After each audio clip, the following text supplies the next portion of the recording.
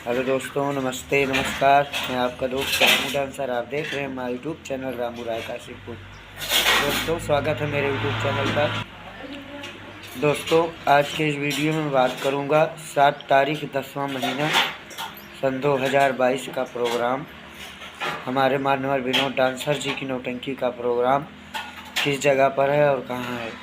तो आइए आपको पूरा पता बताते हैं, बने रहिए वीडियो में।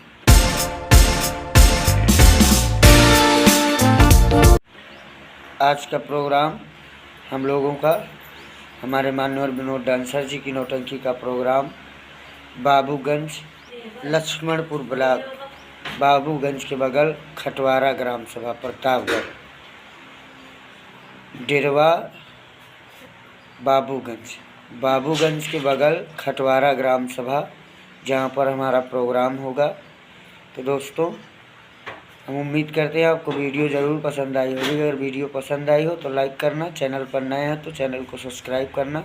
चलते हैं, फिर मिलेंगे नेक्स्ट वीडियो में। तब तक के लिए नमस्ते नमस्कार, जय हिंद, जय भारत।